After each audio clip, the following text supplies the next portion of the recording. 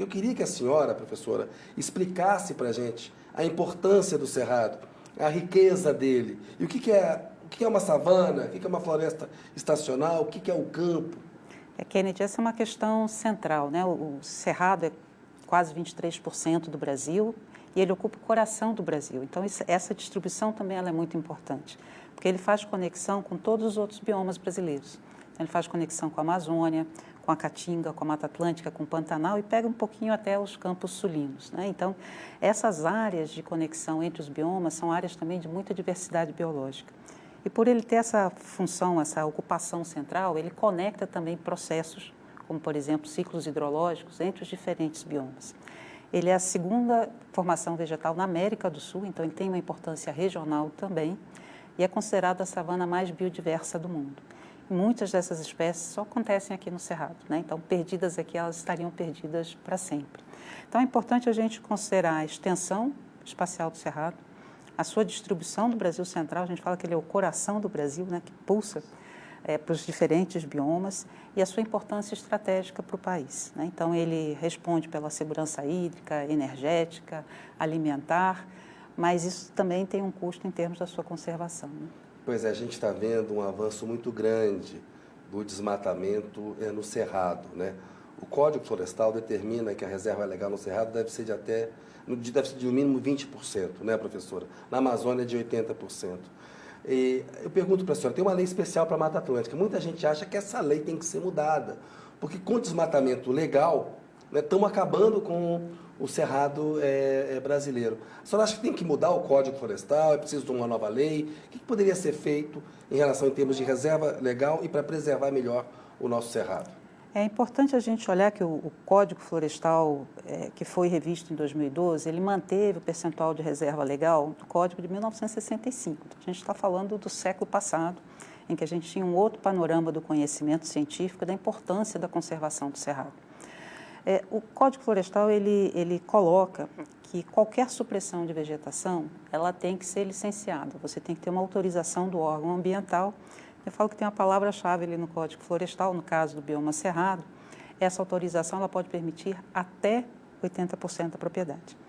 Significa que o órgão ambiental ele pode licenciar menos. Podia licenciar menos. Então, se ele considera, por exemplo, o estado da bacia hidrográfica, se já está muito desmatado, se a gente já tem um avanço, se já chega numa região que é importante para a conservação de água, ou de carbono, ou de biodiversidade, o órgão ambiental poderia licenciar menos. Então, acho que é importante a gente esclarecer que quando o Código Florestal... Esse órgão ambiental é o estadual. Estadual, exatamente. Então, aí entra um ponto importante, né? A gente pode até modificar a lei, mas é mais importante, nesse momento, você fortalecer os órgãos estaduais de meio ambiente, empoderar para que eles efetivamente cumpram a sua função, que é olhar os direitos coletivos do funcionamento dos ecossistemas. Então, quando a gente diz o proprietário pode solicitar, ele tem direito a solicitar. Quando o órgão ambiental licencia, ele está olhando o direito da coletividade, da sociedade, a ter um meio ambiente protegido. Então, ele precisa ponderar esses direitos e observar, não é simplesmente porque ele solicitou, que é um direito automático a conceder até 80% de desmatamento.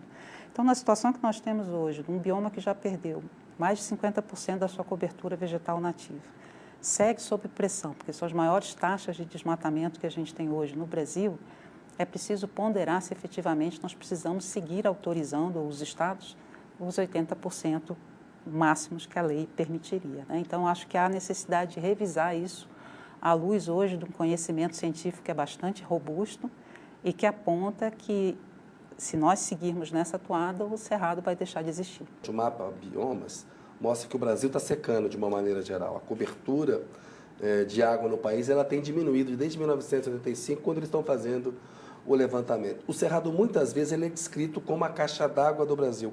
Essa descrição, ela é correta e essa caixa d'água está sob ameaça?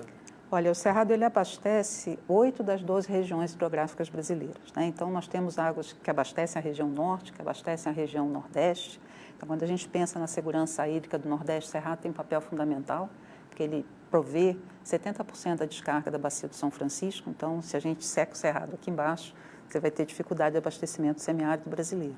Ele provê água para o sudeste do Brasil e ele provê água para o Pantanal, né? Então, hoje o Pantanal passa por esse período de seca muito intenso, também porque as áreas que abastecem o Pantanal no Cerrado vão sendo convertidas. Então, nesse papel de coração do Cerrado, de conectar, o que conecta o Cerrado com os outros biomas é precisamente o transporte de água, a produção, o armazenamento e transporte de água. Então, quando a gente observa que eu já converti 50% da cobertura, ele já se tornou mais quente, mais seco. O mapa de irrigação da ANA já mostra que nos últimos 10 anos a gente tem uma predominância de anomalias de seca na região central do Brasil. Chove menos, você tira a vegetação que é capaz de prover armazenamento de água e depois o transporte de água de volta para a atmosfera. Então, a gente já tem estudos também que mostram que a vazão dos rios do Cerrado está diminuindo. Então, a gente tem vários indícios. Aqui no Distrito Federal, nós fizemos um estudo olhando essas áreas úmidas que são importantes para o abastecimento dos cursos de água aqui no Distrito Federal e 40% já estão impactados, né? Então, já se transformaram em outras fitofisionomias. Então, é extremamente preocupante para a gente pensar não só em termos da agricultura, mas pensar em termos de segurança energética para o Brasil, uma vez que a nossa matriz de produção de energia tem base na hidroeletricidade, e a gente precisa olhar como é que isso também vai conversar com a mudança climática.